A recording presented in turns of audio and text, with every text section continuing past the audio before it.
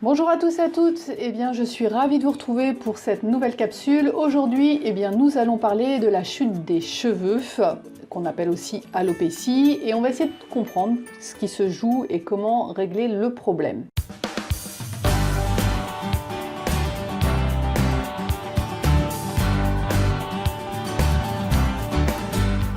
S'il est habituel de perdre davantage de cheveux après l'été, pour d'autres c'est l'enfer toute l'année. Et que la chute des cheveux à l'automne est normale.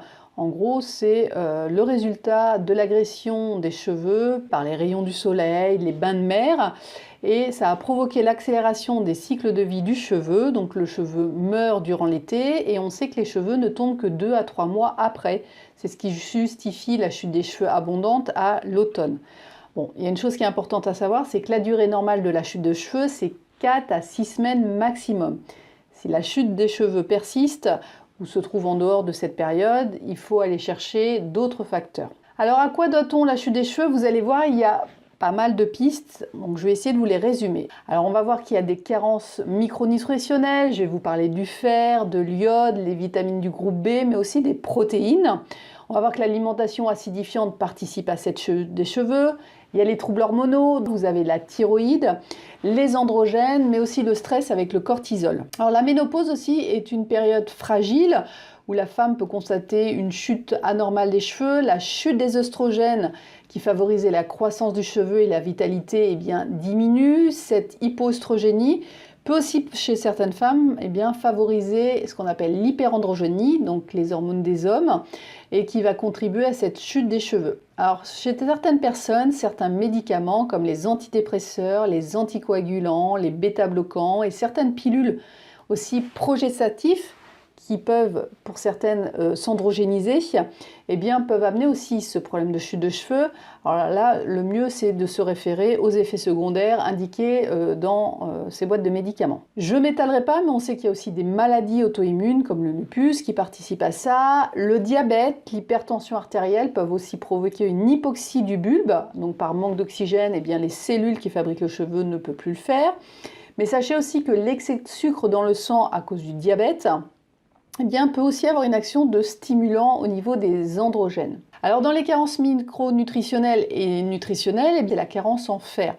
On sait que le fer permet de synthétiser les globules rouges, de transporter l'oxygène vers toutes les cellules et celles aussi des cheveux. Et qu'aussi le fer sert à fabriquer les hormones thyroïdiennes qui elles-mêmes ont un rôle important dans la pousse et la chute des cheveux.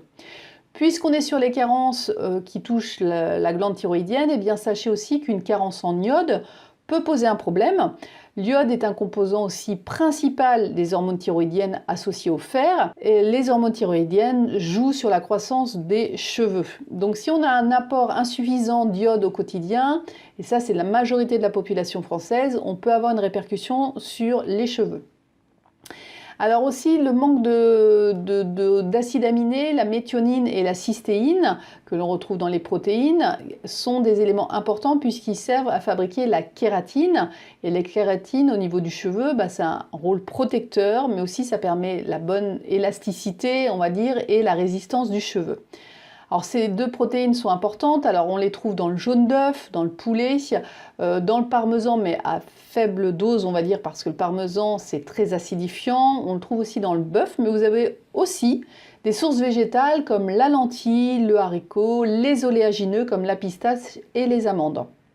Alors bien sûr, je vous parle de protéines, mais attention à ne pas trop abuser des protéines animales. Comme je vous dirais, attention de ne pas abuser du soda, de la charcuterie, des produits préparés ou des fromages à pâte dure, car ce sont des aliments acidifiants qui peuvent participer aussi à la chute des cheveux. Ou lorsqu'on en mange, de bien penser à les accompagner avec des aliments basiques comme des fruits et des légumes pour favoriser plutôt un apport alcalin. Les vitamines du groupe B aussi vont être importantes pour la chevelure, ça c'est quelque chose que vous savez. On les retrouve dans la levure de bière, dans les germes de blé, dans les abats, dans les céréales, le riz complet, les lentilles. On a aussi le magnésium qui va être important puisqu'on sait qu'il va jouer sur l'état de stress, mais aussi c'est un très bon antioxydant du cheveu. Donc là, on va plutôt le trouver dans le bigorneau, le chocolat noir, les oléagineux, les céréales. complète. Donc faites le plein de ça, surtout pour cet hiver. Le zinc aussi, qui est un très bon antioxydant et qui joue sur la croissance des cheveux. Donc là, on s'est plutôt sur les produits de la mer, poissons, crustacés vont être aussi importants. Les abats, comme le foie de veau et de porc, vont être intéressants pour ces apports en zinc. Alors chez les hommes, on a surtout une problématique avec les androgènes. On a une suractivation surtout de ce qu'on appelle la dihydrotestostérone, qui est la cause la plus importante des chutes des cheveux chez les hommes. Cette hormone, elle a deux actions. La première, c'est d'accélérer, hélas, les cycles de vie du cheveu, de les faire tomber plus vite, et empêche aussi la bonne croissance des cheveux. Donc les cheveux poussent plus fins, sont plus fragiles. Et on a aussi une hyperstimulation du sébum qui a tendance à étouffer le bulbe du cheveu. On sera surtout sur des plantes avec le lin, l'orthiracine pouvant moduler ce trouble. Tout à l'heure, je ne reviendrai pas dessus, on a vu que la ménopause pouvait être une période de fragilité pour le cheveu. Il faut aussi surveiller le stress de très près, parce que quand celui-ci devient chronique, le corps va fabriquer une hormone du stress qui s'appelle le cortisol pour essayer de s'adapter. Le problème, c'est que c'est la surrénale qui produit cette hormone, et le souci, c'est qu'en produisant du cortisol, la surrénale va en même temps, par défaut, produire des androgènes, donc d'accélérer aussi la chute du cheveu. Donc là, il va falloir se tourner vers les techniques de relaxation, la méditation, la pleine conscience, et il sera possible aussi de donner des plantes adaptogènes comme la rhodiole, le ginseng, ou des plantes anxiolytiques comme le passiflore, la valériane. Voilà, pour résumer, il est bon de vérifier les paramètres nutritionnels, micronutritionnels, attention aux carences, attention à l'assiette qui peut être trop acidifiante, vérifier l'axe hormonal avec la thyroïde, les œstrogènes, les androgènes et le cortisol, donc pour vraiment pallier à ce problème. Voilà, l'alopécie n'a plus de secret pour vous. Si vous avez aimé cette vidéo et que vous pensez qu'elle peut être utile pour votre entourage, n'hésitez pas à la partager. Si vous voulez en savoir plus sur les suivis, les ateliers, retrouvez-moi sur santéindigo.fr. En attendant, prenez bien soin de vous et je vous dis à bientôt. Bye bye!